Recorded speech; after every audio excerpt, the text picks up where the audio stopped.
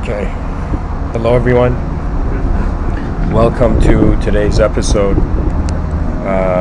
Please let me know if there's any audio issues. I sometimes just go into the talks. I wanted to speak about an idea where I feel as a human being it's important to mention just the fact that the idea is there.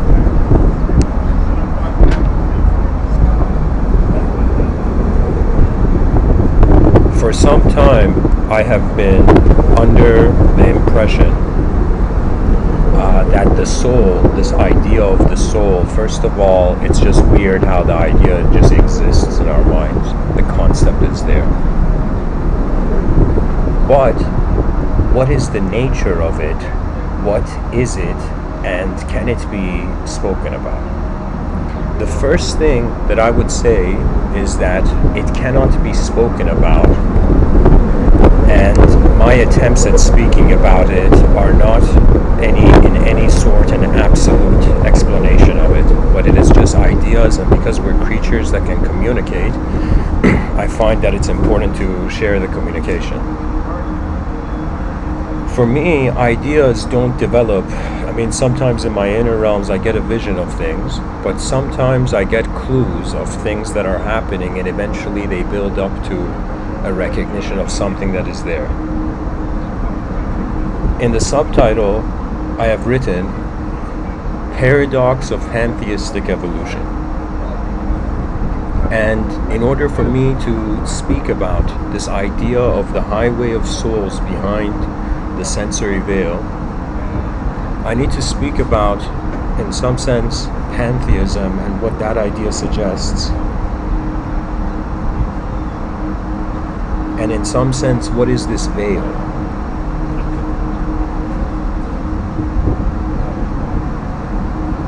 I'll start off with this concept, this idea. Technically it's a religion of its own, but it's called Shintoism. And in Shintoism, they don't perceive an individual notion of a soul that is jumping from body to body. And if you're a secular-minded person hearing me, think of the idea of this soul that is beyond the body, moving between life to life, being equivalent to energy. Energy cannot be created or destroyed, but it can transform. It changes from form to form to form. That means there is something being there, and it's experiencing its own being through different ways of appearance or manifestation. In Shintoism, they perceive this notion that everything is, whether animate or inanimate, it is in some sense a vessel. It's a vessel for the movement of intelligence. And how one can perceive this intelligence, it's as if a highway of souls, in the sense of there isn't one soul, that in every moment there is a vast movement of the many. It's as if we are drops, we are an iceberg, and the attention of the person has gone on to the physical phenomena, not realizing what is steering it is more like a field.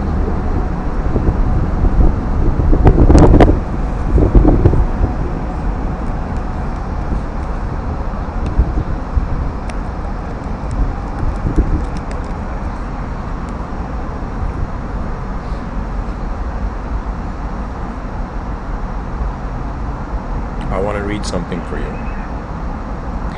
Pantheism is the belief that reality is identical with divinity, or that all things compose an all-encompassing immanent God. The pantheist belief does not recognize a distinct personal God, anthropomorphic or otherwise, but instead characterizes a broad range of doctrines differing in forms of relationships between reality and divinity. You see, if pantheism is the notion that there is a world soul regardless of the individual frameworks, whether the person thinks, all right, I've been here back and forth, past lives, future lives, whatever, through the pantheistic mentality, it is everything, experiencing everything at once. It was this idea that really made me think that there's a paradox a paradox of pantheistic evolution, that if by any chance what is being, all of us, is not dualistic or is not individual, it cannot evolve. And I've written here that the paradox of the pantheistic evolution suggests an evolution beyond location. All of human understanding needs to have a sort of location. I mean, when we look at reality, I'm speaking about just, in front of our eyes, we find that it's divided between matter and space. We wonder about matter, where is it? We give the location of space. We wonder about how is there space because we're materialistic, a sort of negation of what we see. We consider there is space. Even in the domain of the psychology, right now, me giving this talk, there is a space I have created. A space where there's unknown variables, and then there is something to talk about,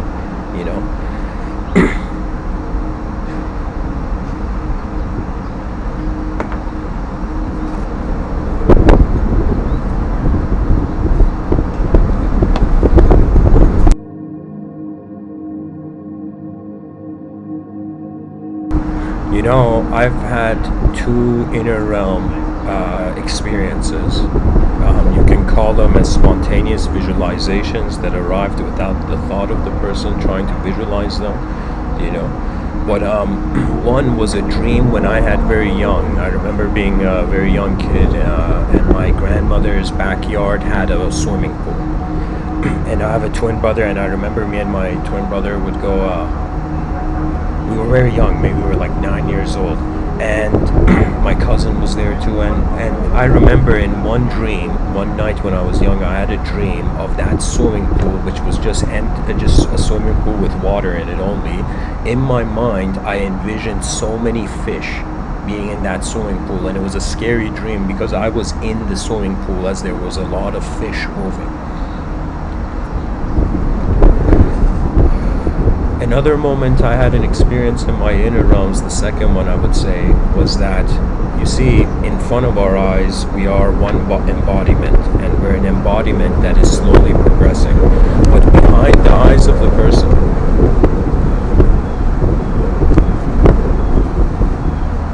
the wind blows in many different ways. And what I mean by that is that I have experienced senses of selfhood that are not linear to the human memory. An experience I had was that I was just a being and I was on some shore, and it was this part of a shore, I don't know where, in my inner realms, I just envisioned it, that it was as if before this life I had stood and I was making a decision of manifestation. Not in the sense of a personality, but in the sense of a presence. In all these talks I tell people, we are at the phase in human evolution where the language wars are going on. After people were looking at objects and thinking that's truth, we moved on to subjects being truth. And then the subject was external. For example, imagine a book telling you what truth is, and then the subject became us, to a point where now we're like, okay, our life is in our hands. We are the driver of our moment.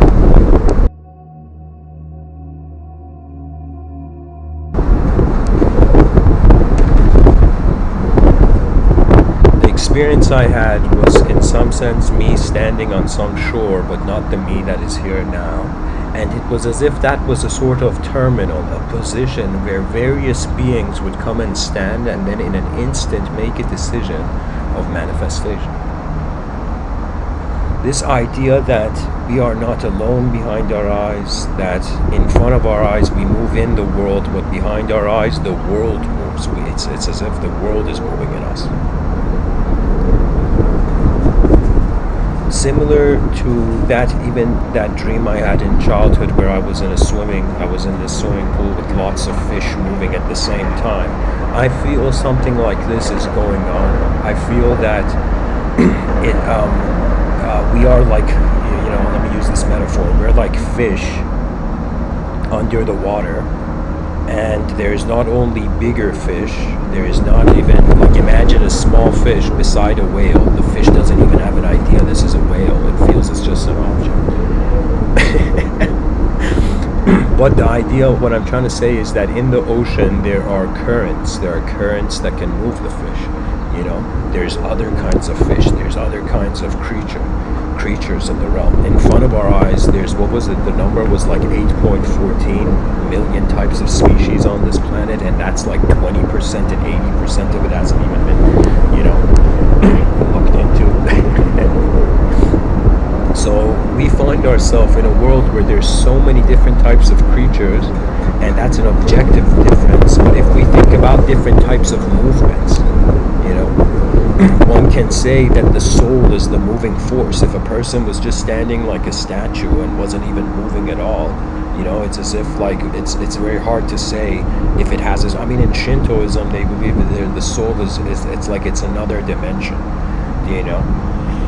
But I'm saying that if something doesn't move, we don't consider animate qualities, and the idea of the soul is the unknown source of animation, of phenomenology, or the creature that we are.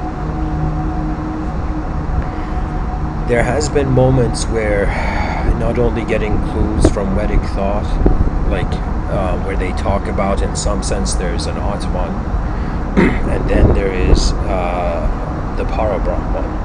You know, and I wouldn't say this is the same as like the different distinction between soul and spirit, because some people see those two words as the same, but some people see the soul as like the Atman, the individual collective, and the spirit is the collective moving the individual, you know, the collective individual.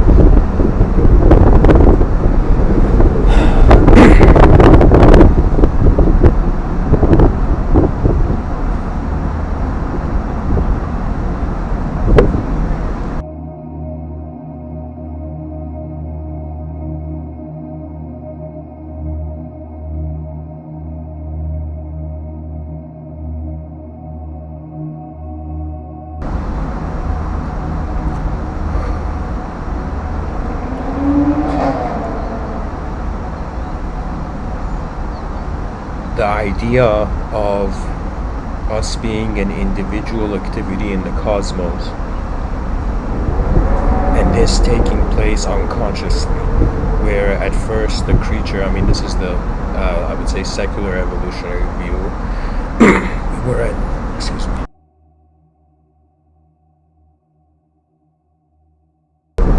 We were an object being moved as the world, no separation with the world. Maybe just physically there was a body of a creature moving on the world, but this creature had no idea that there is a world, that all of this stuff is here. You know, sometimes when I look at lesser species, I feel like how much of the world are they missing out on? And then I think about the human species, and I'm like, how much of the world, the actual reality of nature, are we missing out on? So from the individual position in the cosmos, unconscious individualism, we have come to conscious individualism. And I feel there's going to be a sort of return.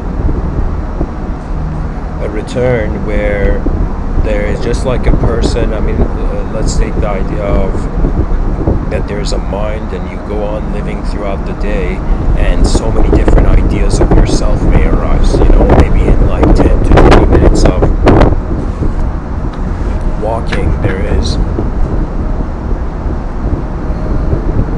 based on whatever location the person goes in, there's new stimulus, the stimulus projects a new response in the psyche reanimates. It's like an endless reformatting of the archetype we function.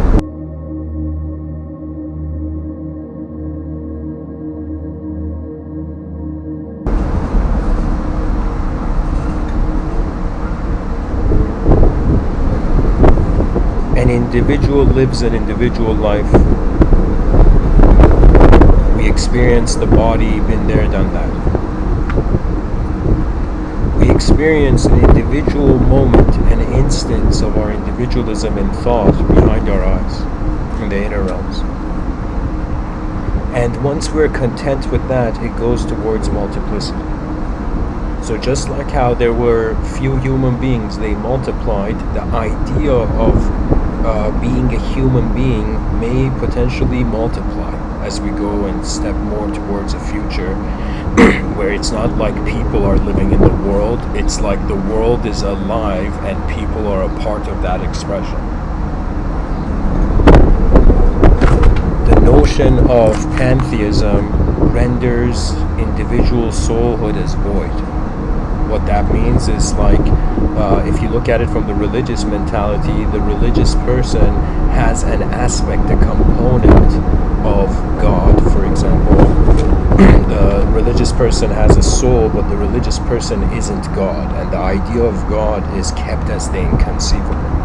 It may have avatars, for example, in polytheistic traditions, in Vedic thought.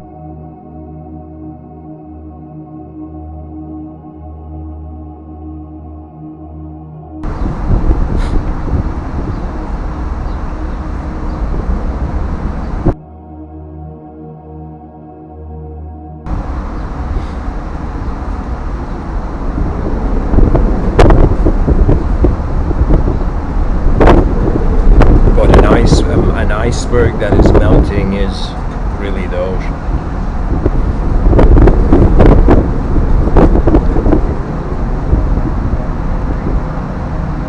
You know, Aristotle has this idea, I believe it's Aristotle, he says, if there were other creatures, for example, we're human beings, like the evolutionary ape, and we look at the notion of God and the notion of truth through our own image. And if it was, for example, lions, they would see it in their own image. If it was giraffes, they would see, you know, like the vastness of the universe as the neck of God.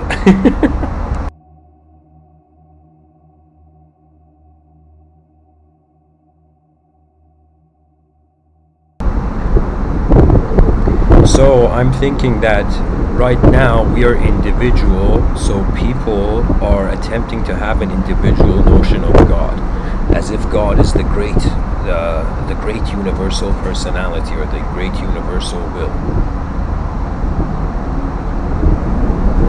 But I feel the moment we realize there is something collective going on, something collective that moves beyond how the senses are received to shape the individual, then the reflection of truth will be collective. As if we're individuals, we're looking for individual truth, but as we become collective, the nature of the truth is collective, and it's kind of like a gap.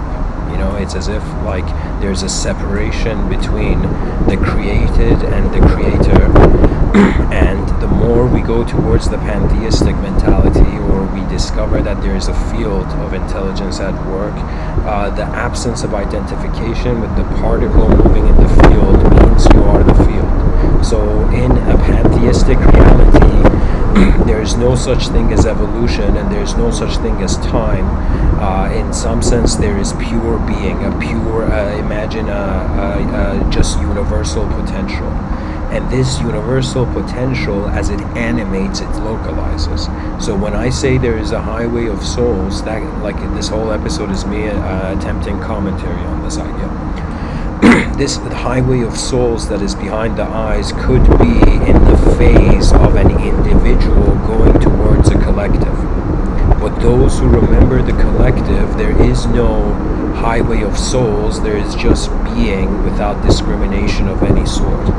You know, it's as if there's this notion of karma, and when we think about the karma of the mind,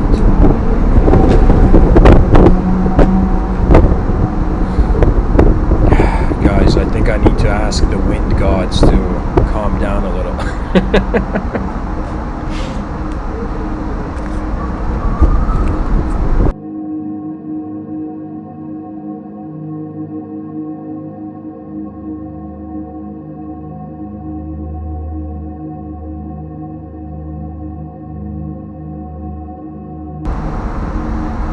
Our sensory reality keeps us individual.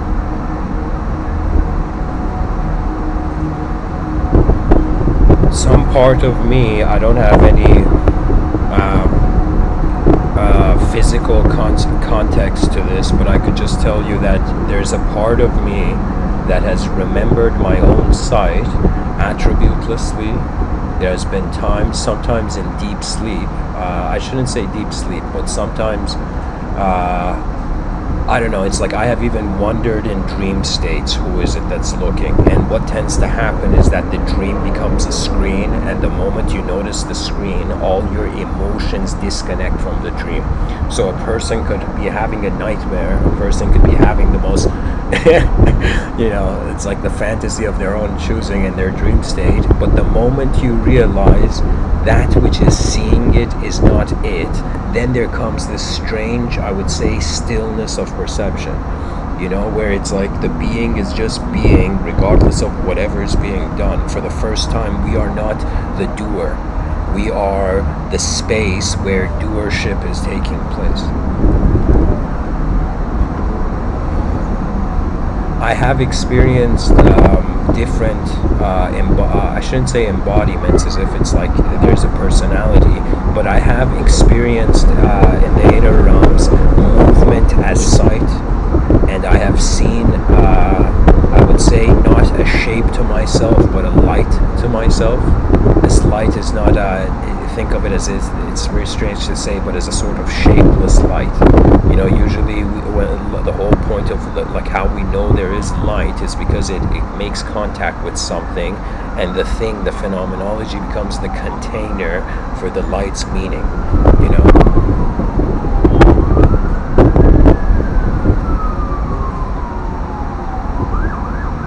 And you know what's remarkable? Light from the sun, it's like the whole, from outside of our orbit, it's completely dark. I shouldn't say completely, but it's like it's like there's a pitch blackness to outer space. But the moment the light enters our atmosphere, as if the eye of our planet, as if the pupil of our planet, then it becomes like endless, I shouldn't say endless, but it becomes worldhood.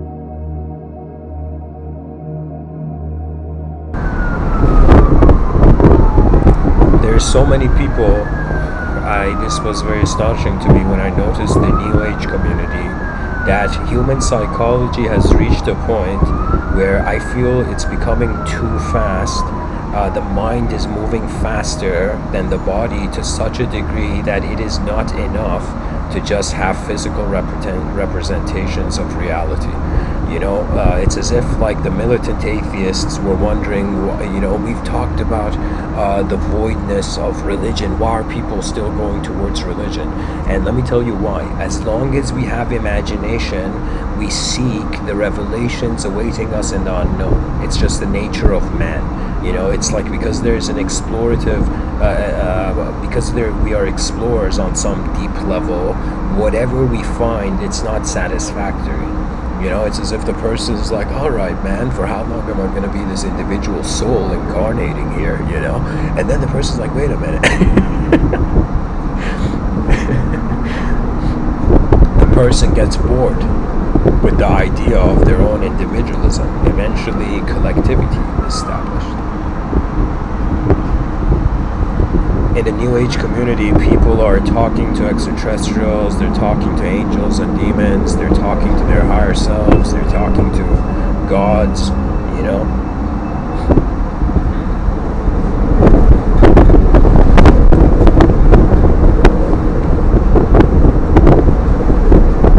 And I feel all of these are connected to the individual.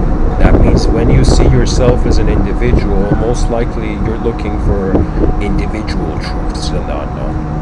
But if you begin to perceive yourself collective as a movement, and another way of me explaining this pantheistic idea is a very cool way I can explain it, is imagine in the future we have developed an advanced civilization. This civilization is so advanced that it is moving faster than light.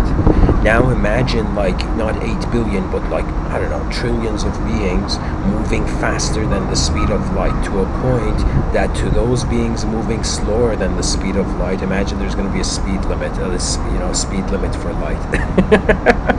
It's like in certain domains of the cosmos and certain spaces of the universe, it's like you can't go faster than the speed of light. It's illegal.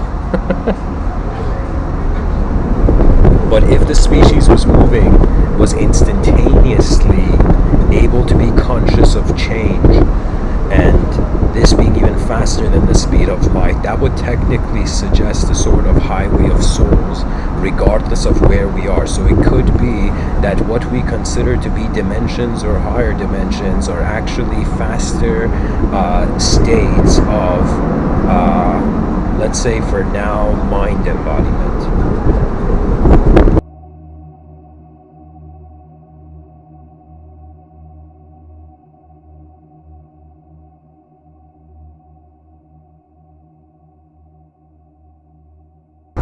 You know, right now I'm giving this live stream and there's 5 people listening.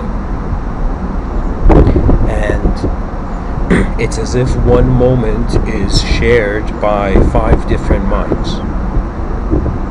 6 different minds. So it could be that the more we share, the more we become the moment, you know? Because guys, the games of the ego are endless. You know, if a person shapes truth, then you could say till ad infinitum there will be doubt, or there will be temporary trust. But what would be more fascinating, I would say, is that the future is collective.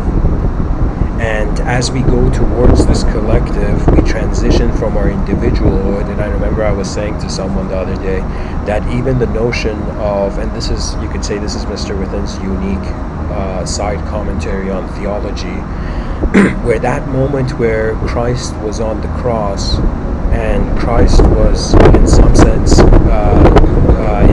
saying something in the lines of, forgive them for they do not know, as if Christ was not speaking to an individual on the cross. Christ was speaking to a collective. And so if the future is collective, we can say that it's like the prophets were time travelers or emissaries of collectivity that has not yet been realized, as if they were way ahead, but they were not ahead in time.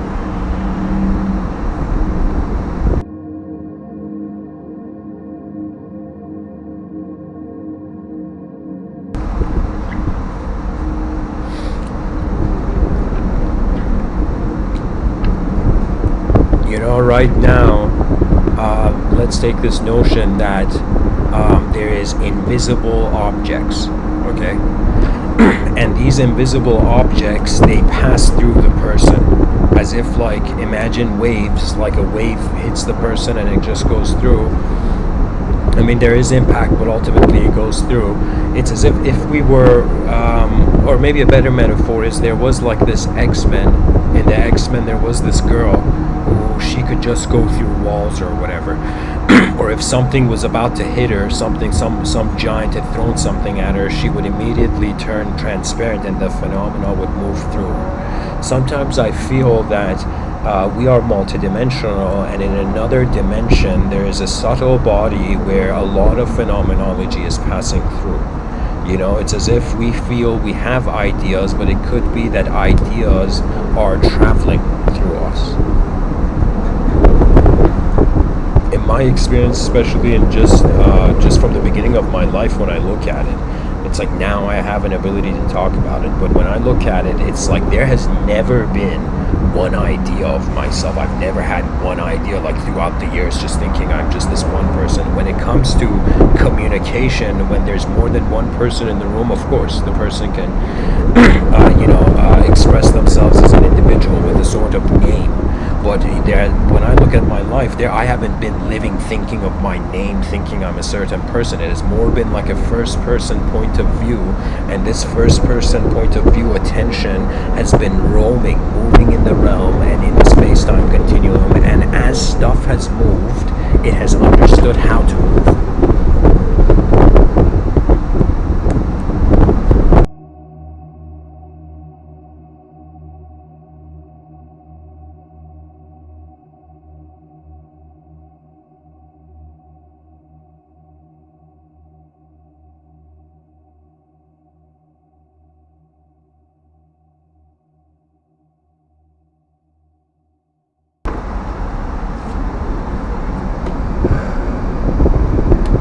in certain religious circles, they see two important days. They see like the day of death, which is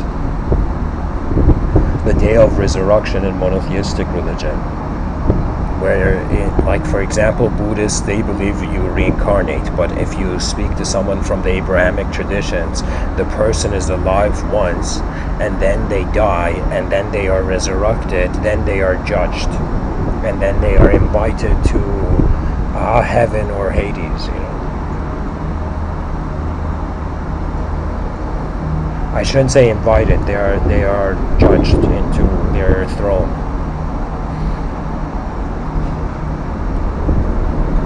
But the other date is the date of the apocalypse, the day of judgment. And this day of judgment is this notion that it's like, it's a very, I guess this is a bit taboo to talk about it, but I guess it's worth, from a metaphysical standpoint, I might contribute in sharing it. So it's this notion that individual physical human beings die, then they are resurrected, but nothing happens until the day of the apocalypse, as if nobody's, whether you see it from I don't want to let me not connect it to Buddhism, but it's as if like everybody who has died is waiting in their resurrected form for the one day where it's like there is nothing. It's as if I'll bring the yogic idea here, it's as if the day of judgment, the apocalypse, is like when God wakes up from his dream.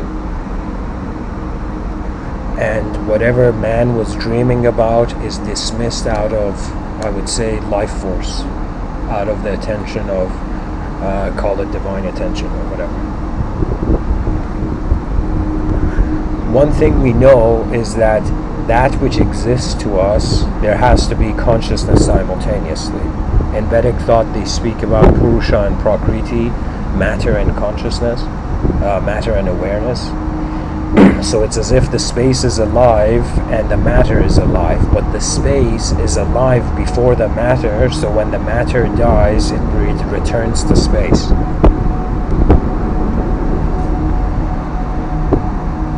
This is giving a completely new definition to space beings, not beings from space, beings that are being space, that are space.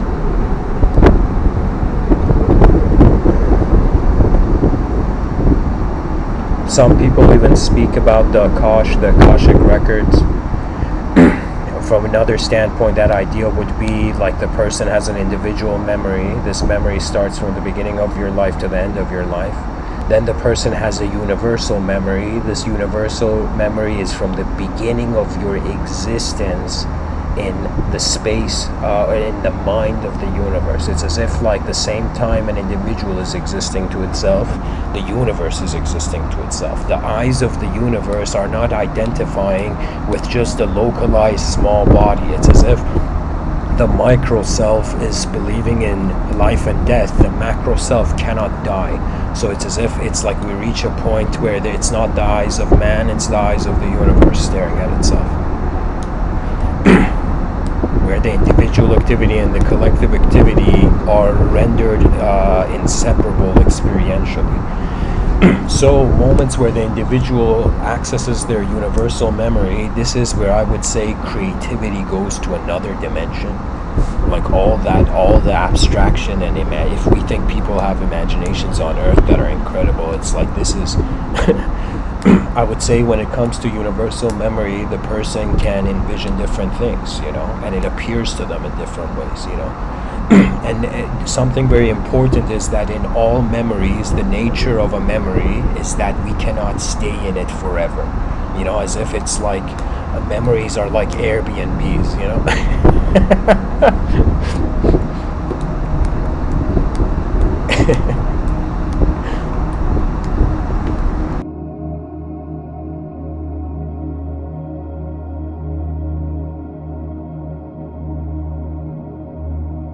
By the way, questions on this topic are welcomed. I will attempt to the best of my ability. But really there is no answer to a dynamic changing system. It's all about the interpretation of change. Belief is an approach to change.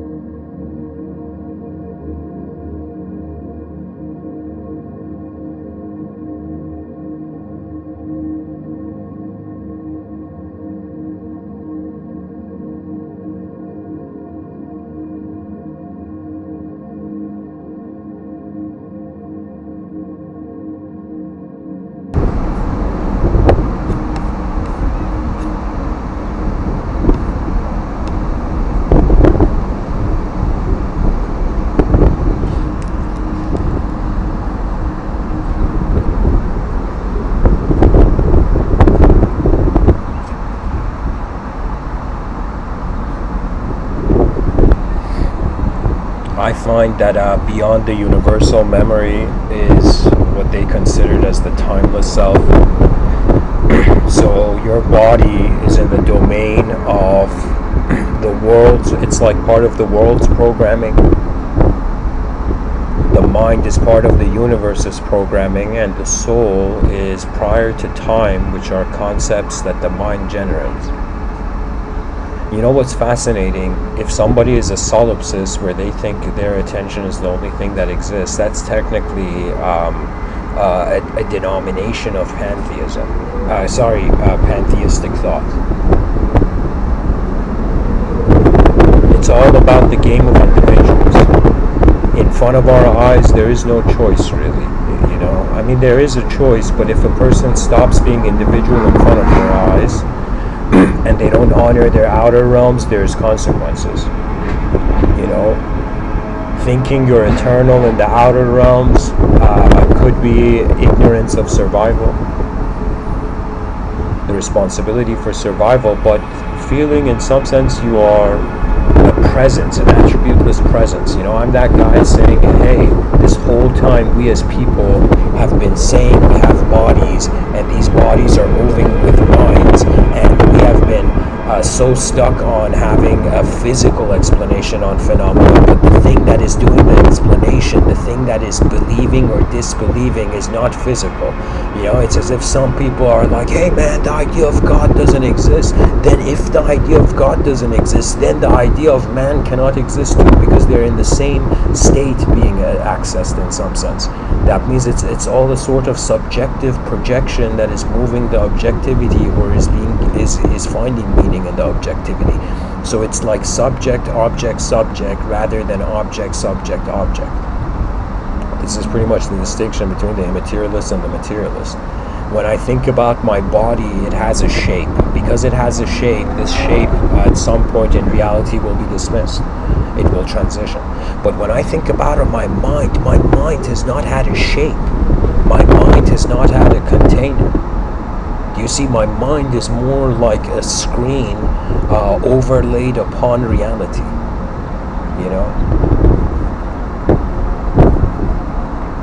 Or it's another dimension on another over a dimension. And so this notion of the highway of souls is that when the individuality realizes it is not alone, it cannot be, that the concept of the self and the world are codependent, because at least in one of my works, the great work, I created this geometric explanation of reality where I said that your left brain hemisphere is seeing an inverted triangle with a circle in it, and the 3 points are self, other, and all that is. And so in the right hemisphere of the brain, it's more a circle where the inverted triangle is in it. And so as the attention of the person accelerates, when you can say it's the left brain hemisphere and the right brain hemisphere go in sync, it becomes like a very fast-paced switcheroo between nature leading to self-other and all, and in some sense self-other and all leading to nature. So what that means is that it could be all one singular natural event, or it could be three projections of three dimensions. A dimension where there's individuals, a dimension where in some sense there is another. So it's as if the mind, body, soul is creating nature, or there is nature and the mind, body, soul are found in it. You know?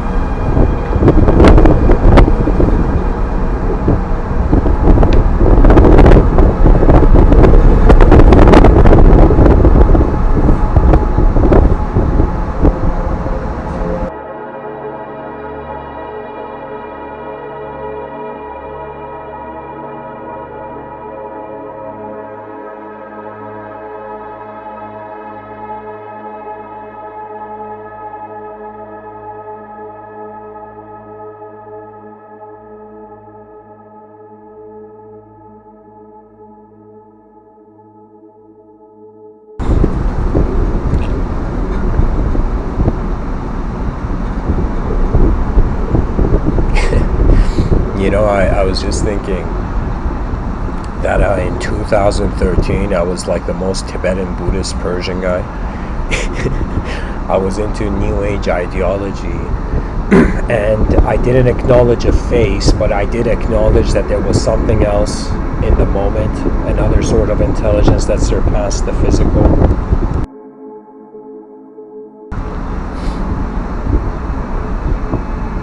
And I'm thinking about moments in my life, moments where there was danger, or there was something that was happening that had overwhelmed me, or I couldn't control, and all that I would automatically do was call towards what was truly being present in the moment.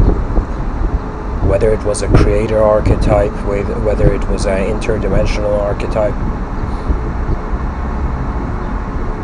You know, I feel that this is the strange thing about life, about this world, where we all open our eyes individually, in the sense that everybody has a unique DNA, everybody has their person, the way that they animate as a personality is different, and so it's as if why would the universe require so many different phenomenology in one place, in one room?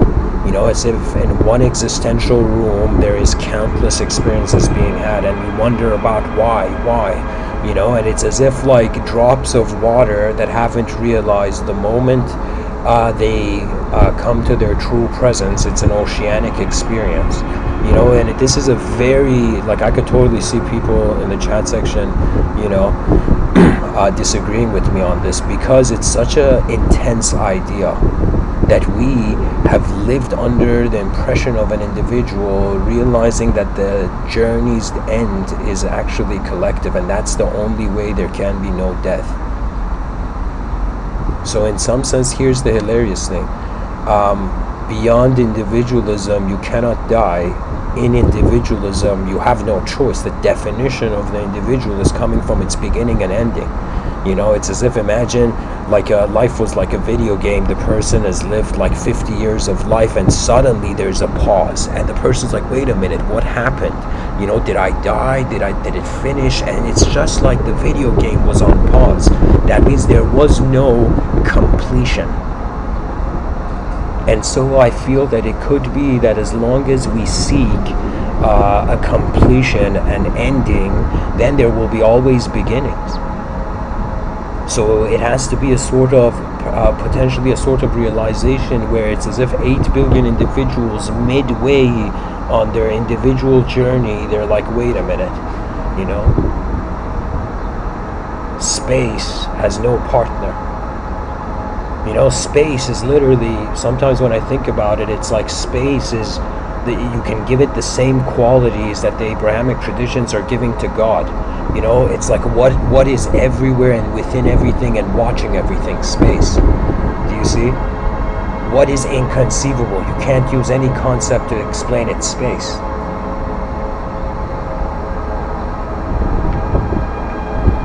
And so if we just add the idea of intelligence to space, it's like perhaps the mask of God has been lifted.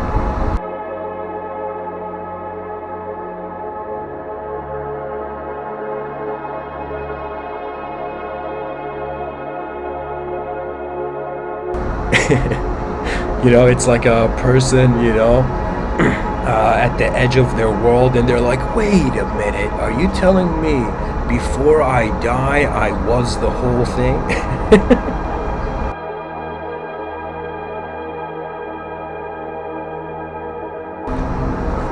Guys, recently I've been looking at the Bhagavad Gita. I want to share with you something that I read in it. It's from chapter 4. And of course, keep in mind, this is an ancient book at a totally different time, culturally different time than now. So it begins, page 106, chapter 4, Srimad Bhagavad Gita. And the Bhagavad Gita, for those who don't know what it is, it's pretty much one of these rare texts where God is speaking to this archer named Arjuna, the avatar of God, called Krishna. So Krishna is saying to Arjuna, other yogis offer the act of exhalation into that of inhalation. Even so, others the act of inhalation into that of exhalation. There are still others given to the practice of pranayama, breath control, who, having regulated their diet and controlled the process of exhalation and inhalation both, pour their vital airs into the vital airs themselves. All these have their sins consumed away by sacrifice and understand the meaning of sacrificial worship. Arjuna, yogis who enjoy the nectar that has been left over after the performance of a sacrifice attain the eternal Brahma. To the man who does not offer sacrifice, think of sacrifice not as something physical, guys. Think about its service towards source. To the man who does not offer sacrifice, even this world is not happy. How then can the other world be happy? Many such forms of sacrifice have been set forth in detail in the Vedas. Know them all as involving the action of mind, senses, and body. Thus, knowing the truth about them, you shall be freed from the bondage of action through their performance. Arjuna, sacrifice through knowledge is superior to sacrifice performed with material things. For all actions without exception culminate in knowledge, O son of Kunti. So guys, this is, okay, I'll read a bit more. It says, understand the true nature of that knowledge by approaching seers of truth. If you prostrate at their feet, render them service, and question them with an open and guileless heart, those wise seers of truth will instruct you in that knowledge. Arjuna, when you have achieved enlightenment, ignorance will delude you no more. In the light of that knowledge, you will see the entire creation first, within your own self, and then in me, the oversoul. So you see, there's a lot of things to say here. One thing it says, guys, it says Arjuna, sacrifice through knowledge is superior to sacrifice performed with material things, for all actions without exception culminate in knowledge. And then it says, understand the true nature of the knowledge by approaching, I gotta go further. It says, in the light of that knowledge, you will see the entire creation first within your own self, and then in me. So it could be that it's like, think of it as a coin. You know, we are on the side of the coin where we're this small little thing. And the moment you're a small little thing, I mean, the truth has to be big. I mean, it's like, what choice do you have? So it's as if we identify with the body, then we realize, the body is a mind. Then we realize the mind doesn't have a shape, even though it is creating shapes. And then from the mind, we notice the oversoul. What that means is, after you are done with playing with the ideas of your own soul, nature will most likely, and I think this is happening to maybe like 15% of the population. or maybe more, maybe 33, but I don't know. But but what I'm saying is that it's like after you have gone through that whole synchronicity intuition phase, you become your universal sector. I say it in these talks that the advanced communicator is the most advanced communication of the universal sector. What that means is me giving these talks is not advanced communication, but me being simultaneously part of the universe, as if there is no difference anymore. You know, it's as if the universe behind our eyes bows to the universe in front of our eyes, and the universe in front of our eyes bows to the universe behind our eyes, and there we stand as the space of space before matter could change. You know, it's as if, who knew Brahmaloka was right around the corner of our thoughts, you know? So, when we go within,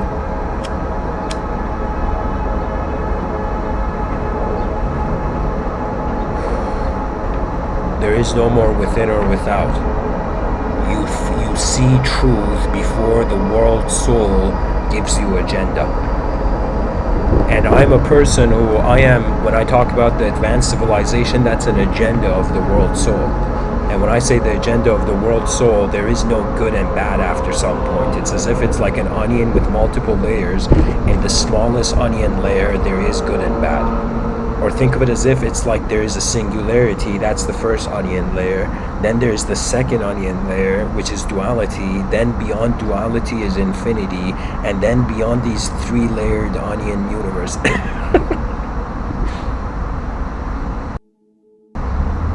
there's no more tears.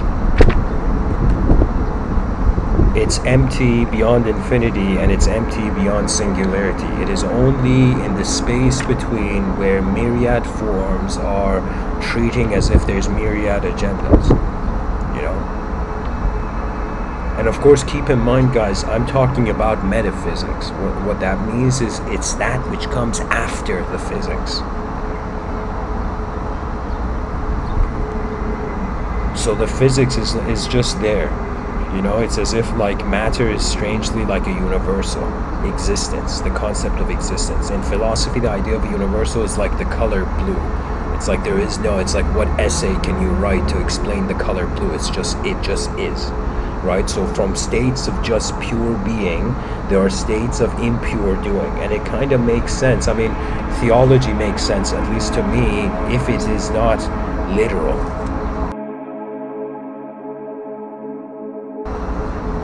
What I mean by that is that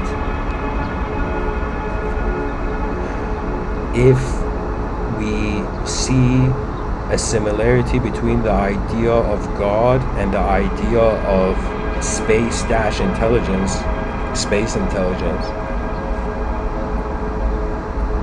or the intelligence behind that is space, it's as if the bodies emerge. They dance around, then they return to the void. And so the religious person, as if banished, exiled from heavenly knowing, or banished, you know, the person returns to the source. But the whole difference that comes, I would say, with the religious idea is that there's a sort of passcode.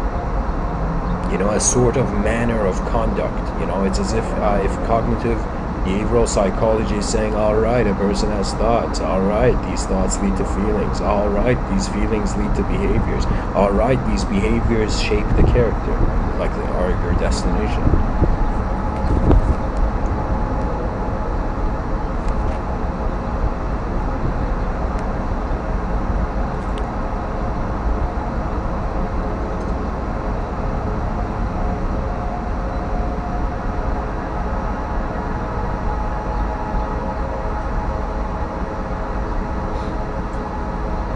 There is an awareness to thought that can't go anywhere.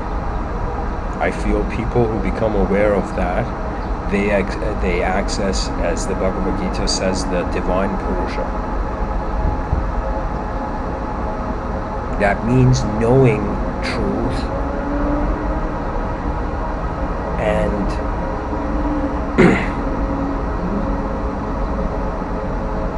doing something that is true or completely different.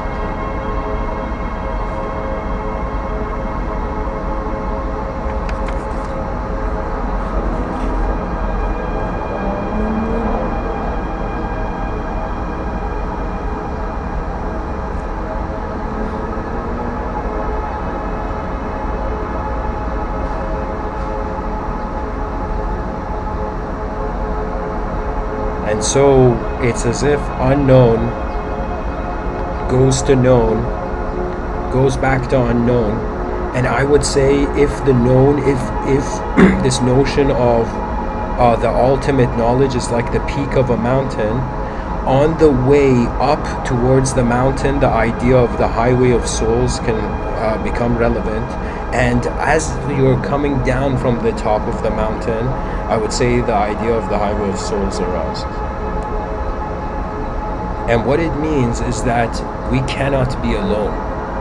That means people may have been, from this at least perspective, people may have been thinking they've been listening to a person when I'm giving these talks, but in actuality, it could be collective movements, collective beings in the sense where their attention is on one form. So that means that people, the Atman is an interdimensional civilization, as if what we are considering as an individual is a massive collective in another dimension.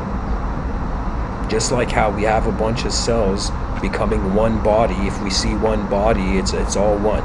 But if you see all the individual cells, how many different cells are just moving right now for the human anatomy to function? Isn't that fascinating? Like a person may not know what to do, but the cells of their body already know what to do. The body doesn't have to be told to heal, it heals. So it's as if phenomena is ingrained with the know-how already. But when we think about the human position, there's some schools of thoughts where they feel that the human being is given memories, given memories before their incarnation.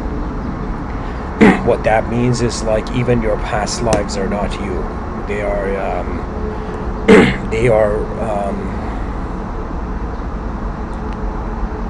are your crew.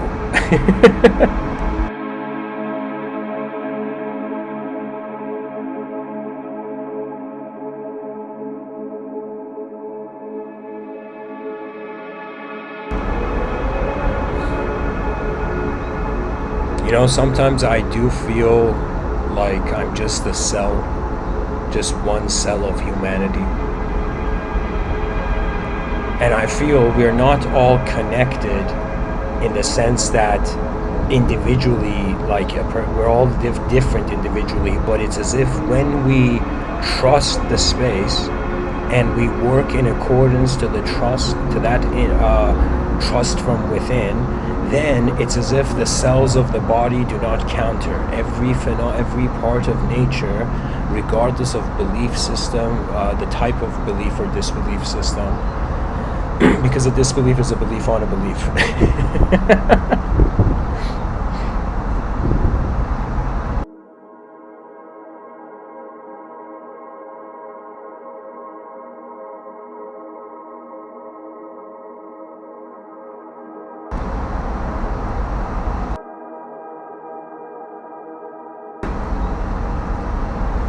The moment the idea of the individual is no longer individual, there is no death. The species cannot experience death. That means we may reach a point in the future where we no longer have the idea of birth and death. We have the idea that it's like a room and we have entered it and we exited. So in the future, when people die, there may be no tears. There may just be honor. You just honor the entrance of someone. Or when a child is born, there may not be too much of a huge celebration, and there might be just like the beings in that moment being like, welcome back.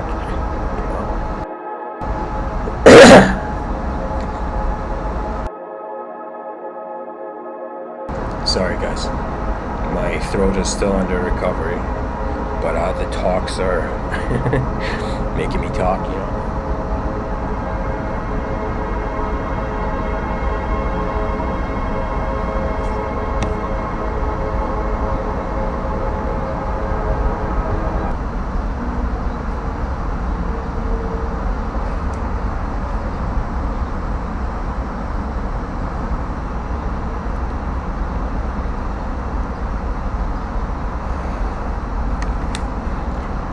So, this game of collective individuals, I have no idea what other system of articulation we're going to develop. Pretty much, I have classified language in the future. I see the educational system pretty much dividing into two categories. It's like a tree, and there's one trunk, and the one trunk is pure, you can't say a single thing about it. There's no language that can touch it. And then from the domain of language, it divides between the unknown and the known, and people may be classified in the future as unknownists or knownists. In my science fiction novel that I've worked on, that's been set in the year 5025, the people alive then, not only are they living thousands of years, and not only is there like extraterrestrials on Earth, advanced robotic intelligence on Earth, interdimensional beings on Earth, but there's this notion that all of that world is divided between those who are the futurists. They believe there is no such thing as time, that it's just one eternal moment, and I would say the unknownist will fall in that category. For those who are knownists, they are the traditionalists in my novel. I've called them the traditionalists, and the traditionalists have the experience that there is time, and it's like a line till the end of time. So you could say somebody who believes in time is worshiping infinity. But those who are unknownists, they have actually realized that time is like an imposition. It's like when you touch you know what it is? It's like if reality is a museum and there's this advice given, don't touch it. Don't touch the stuff in the museum. The moment you touch the stuff, you are in time. So it could be that there is energy cannot be created and destroyed, and the notion of time is only being considered because matter in space is changing, and change is classified as the whole creation destruction dynamic.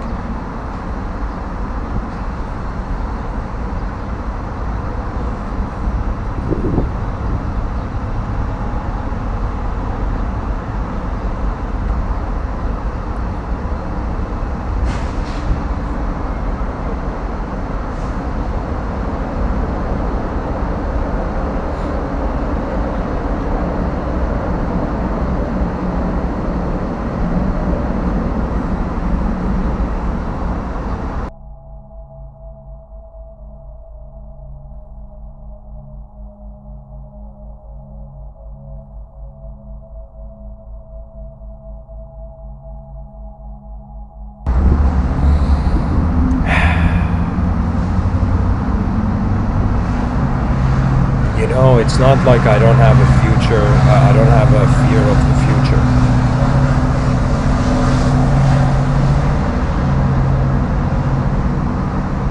future. It's just that in all the ways I think about reality, it is unconditional expressionism. And the more we localize into an individual, we're riding the waves. That means the educational system, because the universe is so unknown, it will have endless things to teach till the end of time. If you choose to be a student, you will be a student forever.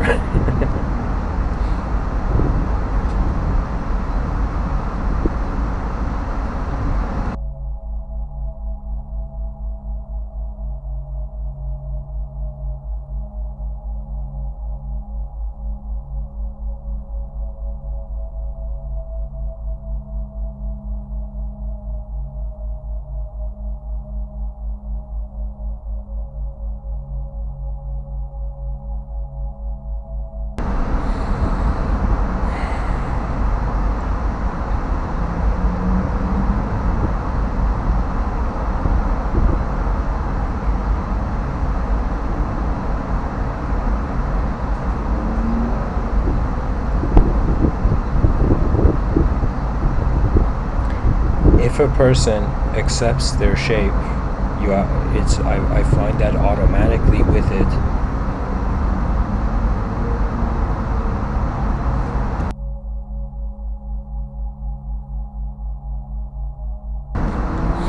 comes the acceptance of your own beginning and ending. But if a person begins wondering about the nature of how everything is moving in one moment, beyond the idea of self, the only thing the universe can do is service.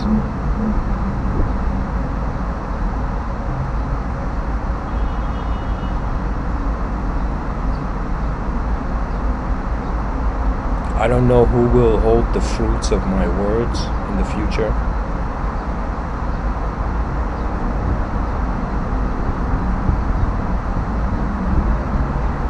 But when the eyes of space are accessed,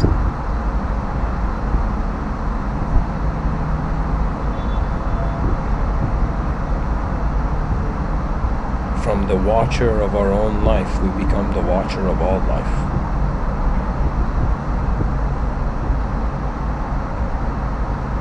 From space we have come, and to space we shall return.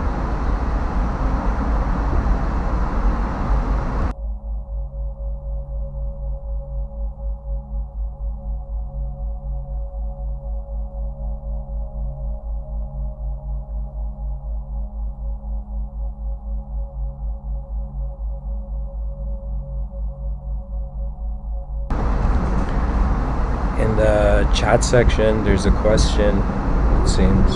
Daniel says how memory displays itself in our dimension, and by memory I mean increasing complexity.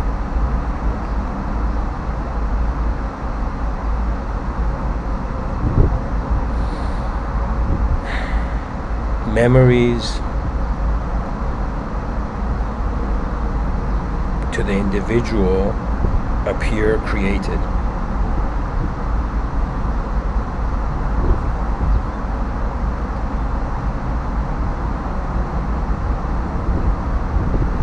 As if, I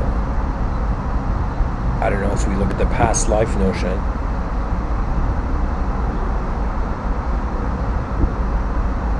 vehicles. Memory is a vehicle. And so if you're conscious suddenly in a changing universe, it's like, of course, as long as consciousness is there, there's going to be endless memories. But I don't know, I mean, I don't want to say that a person can become tired of their memories, but I would say there is repetition. Charles Bukowski, in his last Earthbound interview,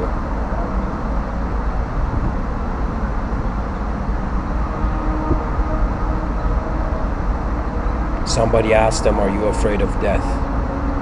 And he very casually said no. And he said that after a while living in this life, you begin seeing patterns, you begin seeing repetitions. And I would say if a person, let's say you suddenly are a person who have been seeking enlightenment, and you suddenly get a memory of all the different moments in existence, in existential manifestation, where you have realized suddenly the invisible self in the visible. Countless embodiments, countless shapes, whether humanized or dehumanized, whether humanoid or just pure geometry. You know, I may be one of the few people who, I shouldn't say few, but I'm a person who I have experienced my own existence as pure geometry. Pure geometry. What that means is as if as this world is happening, there's a geometrical dimension. I am, in my inner realms, I'm convinced of this, that there is a geometrical dimension, and all of us have a geometrical translation in it.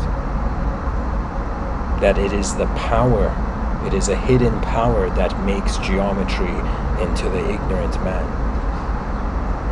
into the ignorant persona. You know what it is? It's like existence. This world is like a massive symphony, and all the instruments are playing at once, but the instrument, the person, let's say you go closer to the violinist, you access the violinist's reality. You hear the sounds of the violin first. You go towards the drums, you hear the sounds of the drums first, you know. And in accordance to that, you can animate reality, you know, because if there's this notion that every person has a soul, the soul is God, but the person cannot be conscious of it. It's like an extension of God. And if in Vedic thought God is dreaming, in some sense it's like we are in the dream of the individual truth, and the individual truth's dream is in the collective truth's dream. So once we wake up from man, we may wake up as other type of beings, but once we wake up from that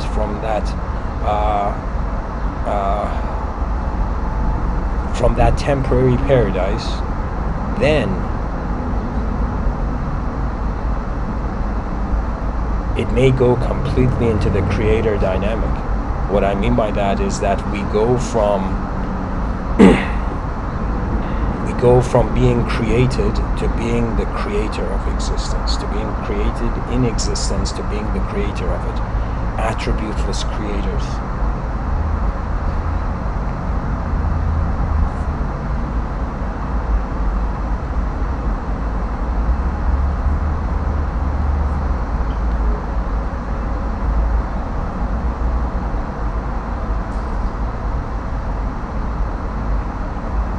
You know, once I envisioned something playful. I envisioned that if there was an asteroid that was gonna hit Earth, what would I do? And I have this ring I wear often. Believe it or not, it's like, you know, it's not just the animate that can be a companion, you know. But I envisioned that I would put the ring down and I would make my attention single pointed before everything is dismissed.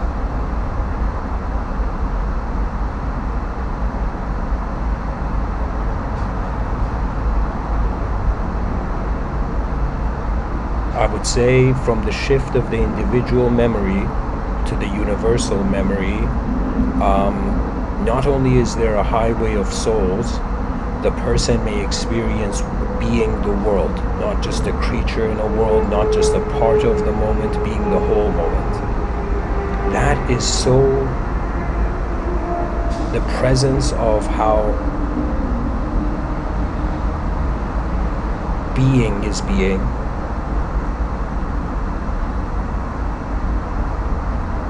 It's as if the destination of the individuals is to suddenly realize the whole orchestra is playing at once, you reach a point where it's as if you're done with music. You're done with samsara's tunes.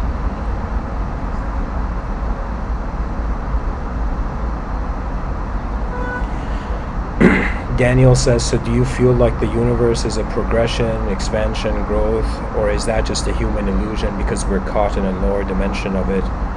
Like, are we making the present or the future?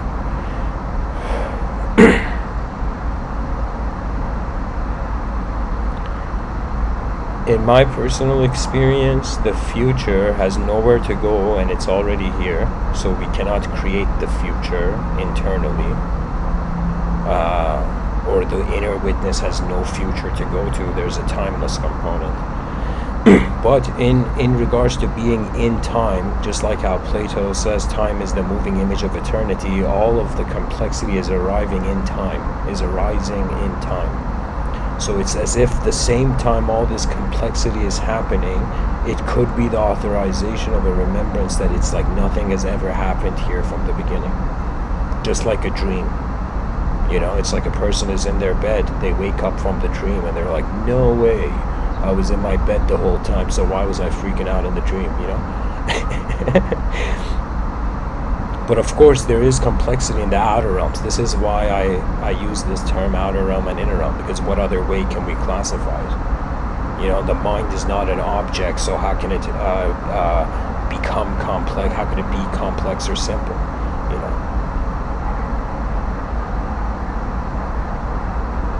You know, it's as if like there's a film being played and we have virtual reality goggles on and we're inside the film. But midway in the film, we're like, wait a minute, am I looking at this film from inside the film? And the realization of how you are not the character in the film of your own perception, in some sense, that would be, I would say, neo-enlightenment. Right now, people in 2021 at least, cyberspace hasn't roared yet. So people's remembrance of an ultimate reality is just beyond elemental nature. But in the future, it's as if, imagine like we're all standing imagine there's just people in nature and there's children born in cyberspace. That means from the moment they're born, somehow their minds are connected to cyberspace reality and they have never walked on Earth. They're just in like some pod, imagine, some nutrition-based pod where their body keeps healthy, but in their mind, the child's mind experiences like 100 years in cyberspace, and in reality it's just 10 years old, like 10 years has passed. So that child will wake up from all the complexity of that personalized attention into recognizing that what was so personal to it is no longer that. You know, it would wake up into a world that may not be completely different, but its texture, the quality of experience is different. Because it's too strange, guys. I mean, like, somebody has to say it. Our eyes open on a rock in the middle of nowhere, just hovering in mid-space. It's like we can't know the beginning, we can't know the ending, everything is hypothesis. It's like, what is this, you know, shaky hypothesis world we're living in?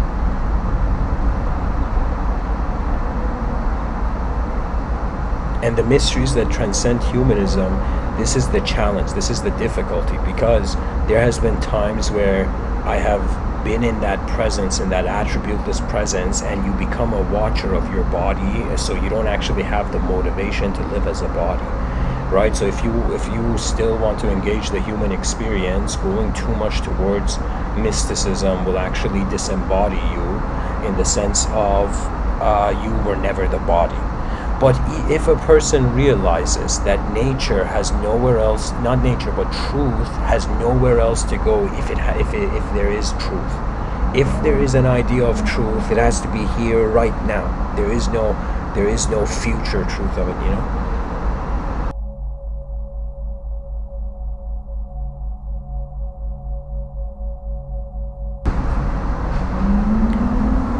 But great questions, guys. You know, thanks for asking the questions. Jesse says, what's another way to classify outer realms and inner realms? One in infinity.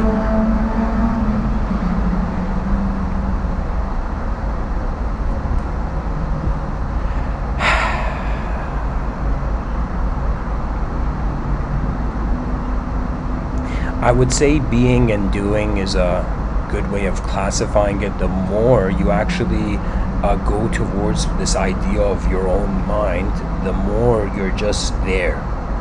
You know, you don't have to do anything to be there. You just are there. You know, so it's as if like the inner realms is it's very easy. Like okay, if a person has their eyes open, so the outer realms is there, so they cannot ignore the outer realms. But if you just close your eyes, whoever you are right now listening to me, just close your eyes for a moment.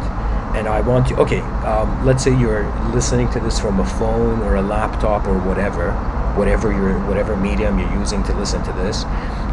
That object, look at it, and then close your eyes and visualize that object that you just looked at when your eyes were open, and keep looking at it. And after you have looked at it for a couple seconds, ask yourself, how am I seeing this? Then you will notice the attributeless watcher, where the attributes are moving in front of it like a film. That attributeless watcher has nowhere to go. It's as if it's like that which is projecting location is not local. So this is one of the most bizarre things, because the species won't know what to do with it in language. So unless there is a system beyond language, and I have thought about this, that in the future technology will make it that we might become a silent species. It could be that right now there is the privilege of voices being heard in the void.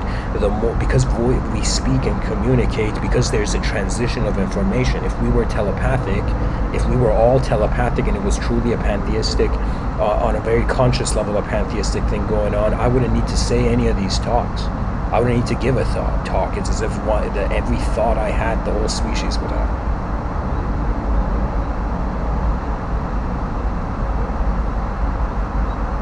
And I find this is one of the most biggest challenges, where every day I think about reality. I'm like, how is thought starting? And this whole oscillation between the known and the unknown keeps multidimensionality there. That means it's as if that's why I'm saying that all of reality in the system of thought I've developed, I call it the ring of the absent heaven. 0, 1, 2, infinity. These 4 symbols suggest everything. Anybody who can see something more than this, tell me. Because I can't see any other way we can classify meaning. Either reality is void, there is no meaning. Either it's all singular, it's all one gigantic meaning. Either it's dualistic, endless chaos and order, it's like meaning going, or it's infinity. The meaning has no end. It has a beginning but no end, right? Because that's one of the strange concepts of infinity. It had to begin, but what about its ending? Right? Similar with the archetype of an immortal being. The immortal being was born but attained immortality, and it's like, yo, how long am I going to be here? Right? Now the eyes which are not in a location, that are not a location but are experiencing themselves inside a location, dwell inside the location, and at some point they're like, wait a minute, the vehicle is not my individual body and personality. The vehicle is the universal body, but what about the universal personality? And that means there will come a time where timelessly, even from beyond the eyes of a collective archetype, we must move on. The poet Rumi 700 years ago, he saw, I would say, the end of the end of the linguistic realm simulation. He says, I died as a mineral and I became a plant. I died as a plant and I rose to an animal. I died as an animal and I was man. When should I fear death? When was I less by dying? I shall die once more as man, to soar with angels blessed, but even from angelhood I must go on to that which no mind has ever conceived. And then there's an additional line to the quote where he says, I remember the secondary line of it. He says, all except God doth perish. So what he's saying there is, he is saying there is an unconditional truth. That means you can't give it a condition. That means 0, 1 to infinity, those are all conditions. There is an unconditional truth, and we are returning from not just the evolution of the body, the matter in space, but the evolution of the space. So this would imply that even beyond space there's meaning,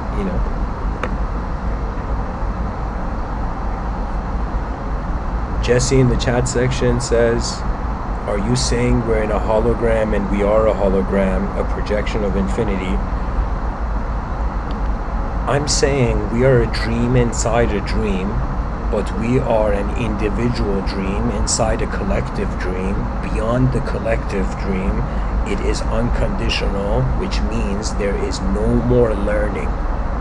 There is no more evolution of the body-mind or even soul, in the sense that the soul returns, right? Because this is my impression, guys. I mean, I have my own experiences, and my own experiences take me towards preferenceless abidance, because that way I get to see what happens before I happen to it. But when I look at Vedic thought and I look at the mystical traditions, it's as if all these yogis and sages, mystics from the past, they're all pointing to one point, and that point cannot be in time.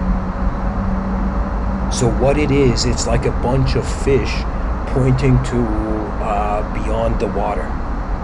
And so we're like, yo, we being in the water, is that illusion? And of course, if there is more, if the concept of more still stands, then this is not enough. So the future generations, the philosophers of the future generations, they have tasks. So they are tasked with something that even I can't fathom how it will be. I mean, I can fathom it, but like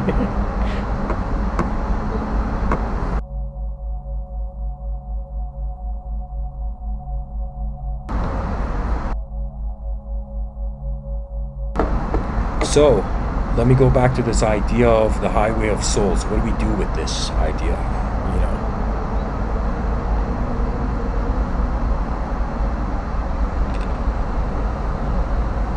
what is the ultimate commentary that can be given about this?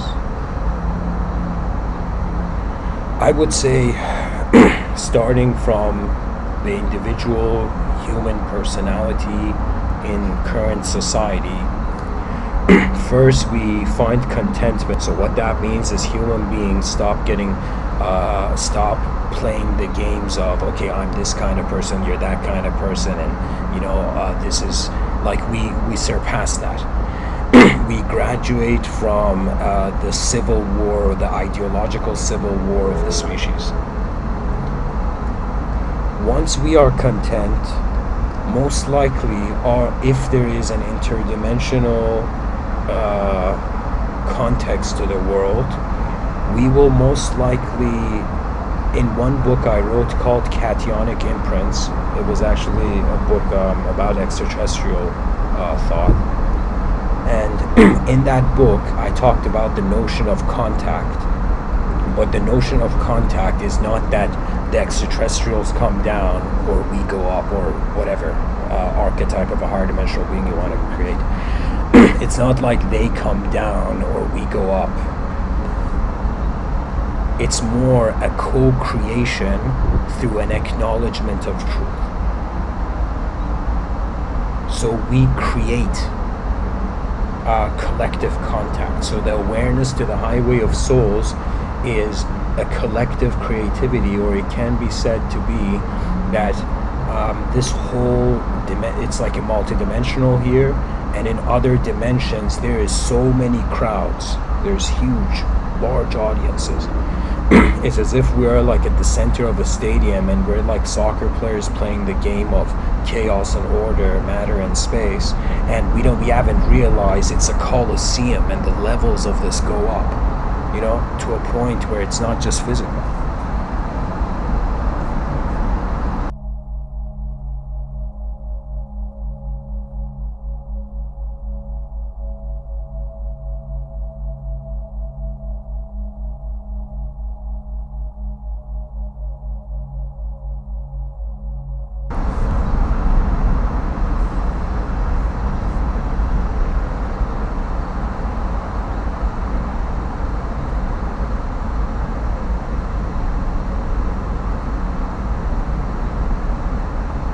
How cool would that be?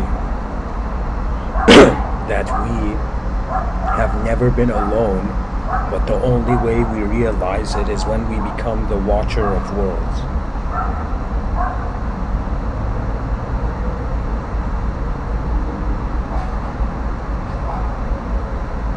Things change.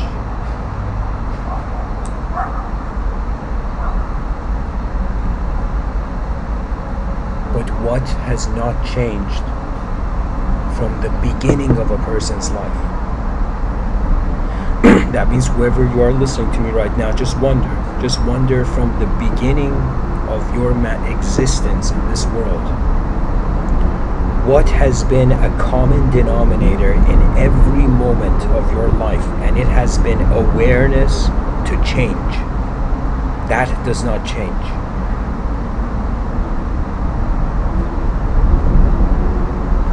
Which is very hilarious, because St. Francis of Assisi says it is in dying to self that we are born to eternal life. But I would say there is no eternal life where it's like the individual is living.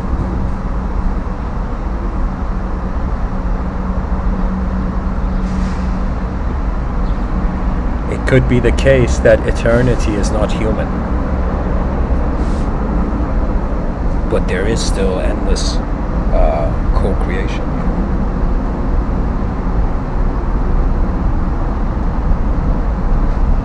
I am way more inclined towards life. I'll tell you this. My father is a very great man, my actual father, and there's times where I discuss with him the nature of reality, and I wonder how he perceives it, and he wonders how I perceive it. And he perceived it as a sort of school where there is phases of evolution, progression. But for me, it is not a school, it is a guest. It's like a guest house. It's like we are a guest in the world, and the point is not to graduate per se. The point is to meet the host. To meet the host of the living universe, the truth of the living moment. And so it's as if people's different behaviors, or as if some people are waiting, it's as if we're all waiting in a room for truth to show up so the party begins. And truth hasn't showed up yet. And some people are like, yo, do I go find the host? Does the host find me? You know, it's like, do we have to sit on these chairs and wait for the host? You know, but I would say it's a meeting. Maybe people haven't said this, but for me, truth is a direct meeting. It's as if you're in the middle of the video game. You either finish the level, or in some sense the video game resets. At some point the person's like, why is this controller in my hand? You know. And then they realize their karma. And this is the thing about desires, right? Because it's not that desire is bad, it's that ignorance is bad, and then having desires when you're ignorant.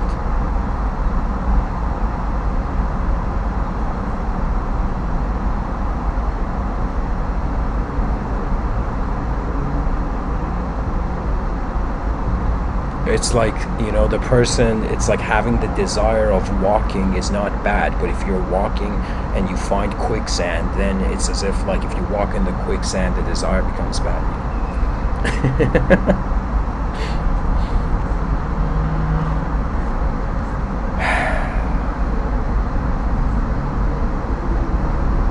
Alright guys, I'm gonna save my voice for 15 minutes, 15 to 20, like 30 minutes in the Discord session. So thanks for listening. I'll end the talk here. Final points to make. Regardless of whatever a person says, Aristotle says it's the sign of an educated mind to entertain an idea without accepting it. There is no more a truth game where people are like, yo, this is truth, have a bite, or like, no, that ideological system is truth, have a bite of that. You know, it's as if we are here once, and the best, I would say, the most important feeling is to have an acknowledgement of the unknown. And those who wonder about the unknown, the knowledge of their reality updates. Those who fear the unknown, you cannot have the knowledge of your reality update. Why? Because then your reality changes. So those who do not fear change, they will be the voices of the future.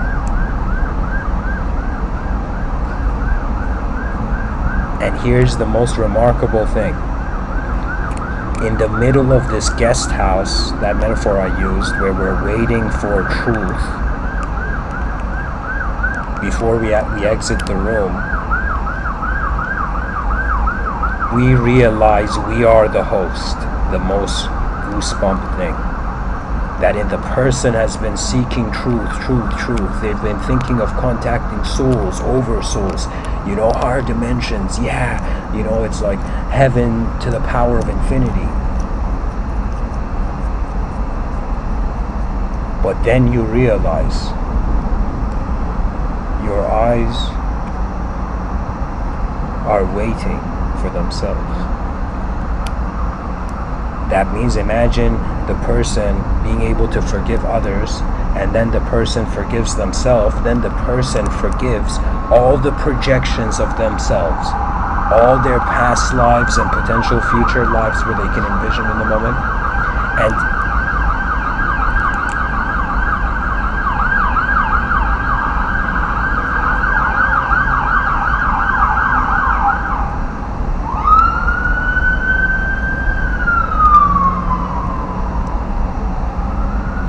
after they have forgiven all their past selves and their future selves, and even the present, everything that is in their conscious domain of perception, that which has no karma cannot have form. So all those who are trying to become liberated beyond karma, there is nothing to be liberated in. I feel the Lotus Sutra caught on to this, where they say that the Buddha at the end of his life, he experienced a hysteria.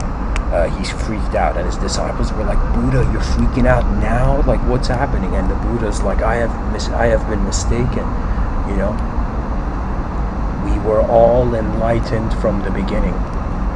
Therefore, the moment the fear of death, the fear of ignorance is gone, it is left as a universal creator position. Or I shouldn't say position, we are the creators of of being itself. And so the highway of souls is just a bridge to the recognition that we are the host of how we are a guest in our souls. You know, we are a guest of our mind in our souls. We're a guest of our soul in our minds. Anyways, guys, thanks for listening. I hope this episode contributed, and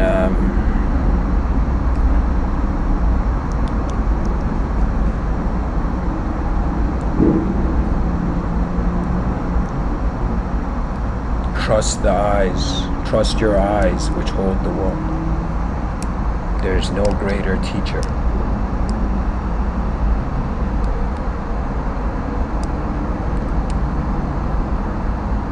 Than the remembrance of a universe that could never sleep.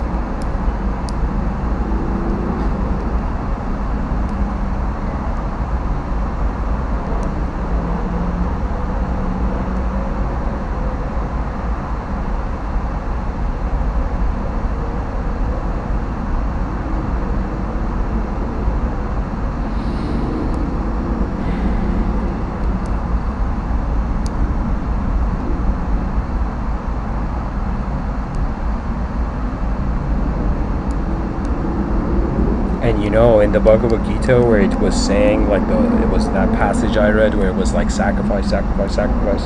I would say it's as if not a sacrifice of a physical nature, but a recognition that all activity leads to awareness.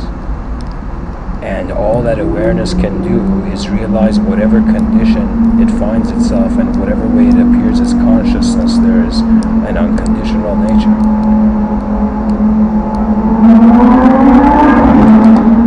Therefore, the meaning of, I would say, the supreme life is that just like how we're comfortable doing things, we become comfortable being.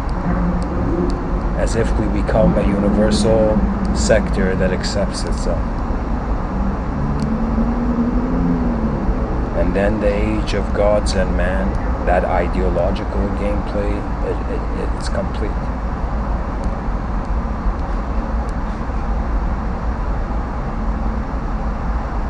Eternity stops dreaming. Namaste. I'll be on Discord for those who want to engage.